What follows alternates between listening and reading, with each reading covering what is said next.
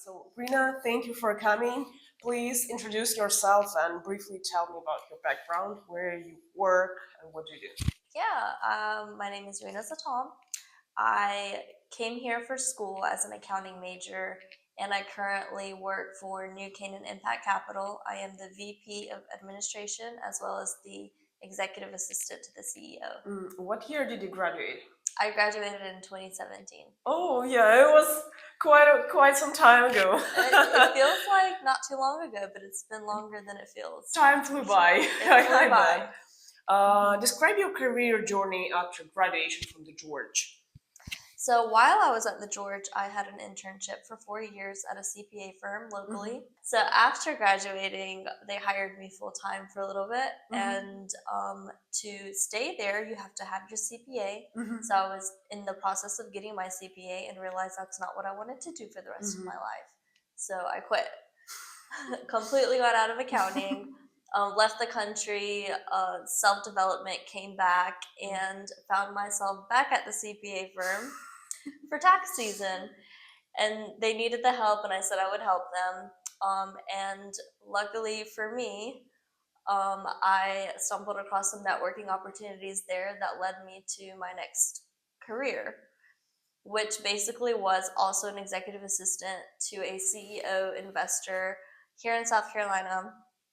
And I worked for him for almost 5 years. And then that's how I got the job I have now. Oh, interesting. Do you have some maybe challenges you overcame or some transitions throughout your career that you like remember pretty vivid? There were so many. Maybe pick one or two. One transition I felt like was really difficult is getting out of accounting. You know, you spend your entire school career majoring in something and then realizing that's not what you want to do. It's really hard to let that go. So one challenge I'm a lot better at now than I used to be is letting go. I think that's super important, is just knowing when to let go and to step into the next part of your journey, because at the end of the day, it's okay if you quit or something happens in your life or life circumstances change. So I think that's just one really big thing that I learned, was letting go. Yeah. Um, what advice would you give our current students if they face something similar, that they literally, like, for example, hit the wall and they realize, oh no, I spent like 4.5 years getting a degree in something like logistics and supply chain management, whatever, and they started to work, and that's not what they want to do, and they don't know what they want to do, how they can like tackle this. It's okay. It's okay. Just embrace. Just embrace it. Exactly. Life is hard, and there's going to be challenges every single day, and you get to pick and choose what you want to face. So be resilient. Just take on the challenges as they come. Don't be afraid of them. And doing that will actually help a lot with leadership skills as well. What are your favorite memories of being student at George? The people. I had amazing classmates. Professors were awesome. Being here until really late at night studying, actually in this room. Oh, really? Yeah, so it just, Good just being with everyone, it was great memories. Yeah, we were a close group of people that graduated that year. So that's such nice. Yeah, and it's funny because after you graduate, you don't really talk to those people anymore. But the older I get, people are now reaching out like, hey, I heard you do this, I heard you do that. So the networking opportunities always come back. So that's good. Yeah, so you definitely have to maintain this networking, because otherwise it'll be gone if you're not like keep going with us. Exactly. Do you have? Can you share maybe some particular success story or proud moment of your career? Well, I opened up my own business during COVID. It was actually pretty successful, but I did get burnt out. So I not gave up, but I decided to move on from that. But it was very successful. It was very hard. I mentored all the people that worked with me at the time. And I've kept up with those relationships. And I think they've moved on to more successful careers. And so I'm very proud of that moment and journey in my life as well. I didn't know this, and since you touched this, let's talk about a little bit about your entrepreneurship. Was it scary to start your own business? It was not easy. Yes, it was a little scary. Everything kind of falls on you, and you're responsible for everything and everyone. But at the same time, that can be very rewarding. Mm-hmm. It was kind of like I was like the mama of like my business and everyone that was in it and their families. Mhm. You really become responsible for so many people in your life when you are an entrepreneur. And people don't realize that. They just think, oh, they're doing it for the money or they're doing it for this and that. And that's not true. There's so many months that I've given up my paycheck just to pay the people that I care about to make sure their families were safe and everything, Yeah. especially during COVID. Did you go all in? Like, did you leave your full-time job to do your own business? For a little bit, I did. Oh, and how did you manage all this? Yeah. It was hard. Because that's why I'm asking. Why I'm asking that. Probably some students thinking about um, starting their own business, and what advice would you give them? Like, because in hindsight, we're all smart, and you already have this experience, so maybe you could like share some insights to prepare them for this.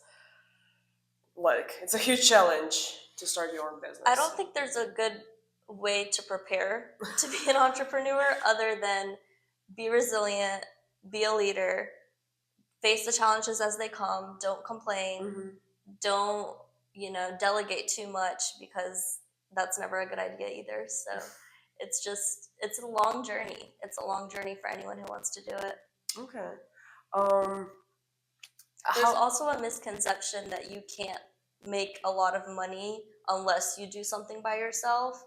And that's not true. There's a lot of people you can work for, a lot of businesses you can work for where you can actually make more than the CEO. Like employee?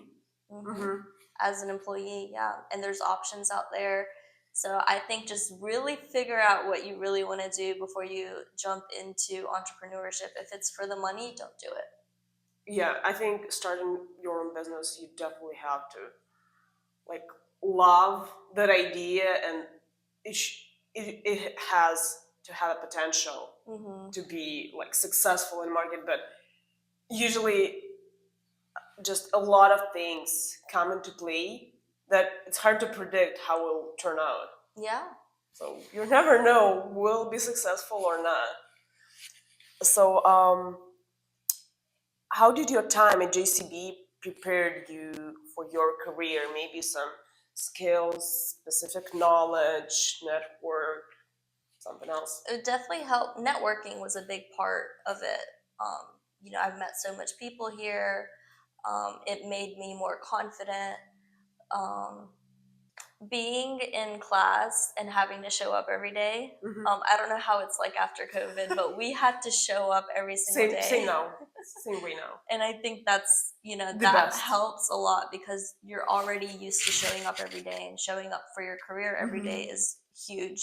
You have to do it. It's a huge commitment. Yeah. It is a big commitment, but so is school. So if you can get through it, you'll be successful in your career. You mentioned that you had an internship, and that helped you to get your first. So eventually helped you to get your first position. Yes. Did you have only one internship or several internships during your education in Georgia? I had one. Oh, okay. Was it like an accounting? It was an accounting. And doing this internship, you didn't get that's not the thing you would like to do all of your life? Not really. The stress of school and just doing my internship wasn't enough for me to realize that's not what I wanted to do for the rest of my life. It wasn't until after graduation where it sunk in, and I was like, oh my gosh, I'm sitting here and I have to learn tax laws for like the rest of my life now. This is horrible. I don't want to do this. So until that moment, it didn't really click or hit me. And so I guess that's something students should oversee. Yeah. But I think if I didn't take the internship, I would have stayed in accounting longer before I realized that. But because I did the internship, I realized it a lot sooner. Okay, that's interesting actually. But yeah, I think it's more like layering on each Mhm. other, and probably because you had internship, they gave you more responsibilities and you hit the real job like sooner that you would have like hit without it, Yeah. probably because of this. Um, what advice would you give our current students making most of their time at JCBE? Network as much as you can. Get an internship. I don't regret my internship Yeah. just because a CPA route wasn't for me. Mm-hmm. I'm here today because of that internship. So at the end of the day, like everything was meant to work out the way it should. Mm-hmm. And don't stress too much about the little things like your classes and things like that, because just live in the moment. Honestly, just like live in the moment. Take each day, day by day. Just do what you need to do for that day. Don't stress too much or look too much at the little things, and just focus on the bigger picture. Mm-hmm. How students can get ready for ever-changing job market? Mm, it's gonna always be changing. So I think just realize that and just accept it and figure out ways that you can make it better. Okay. So, how important uh, the ability to to like continue learning all the time, is it important quality? It's very important because you are going to have to learn something new all the time. Even if you decide to change career paths, if Mm-hmm. you decide to work for a different company, Mm-hmm. if you decide to go off on your own, even within the company to move up, you're continuous learning all the time. Is a So key. it's key. It's key. It doesn't stop after graduation, that's for sure. What three, maybe more, things students should keep in mind to be successful in real business world? The three would be networking, Mm-hmm. professional development, and adaptability. Networking so that you can keep up with your professional lifestyle, everything career wise. Your network of people will either hinder you or make you better. You are the five people you hang around, as they say. So picking like a good networking group that's professional is super important. uh, Personal development is very important, as well as professional development for the same reasons. You have to continue to better yourself in order to better in your professional life as well. And then the last one is adaptability. It's super important to be able to adapt in the workplace, Mm-hmm. depending on who you're talking to, depending on the career or job you're doing.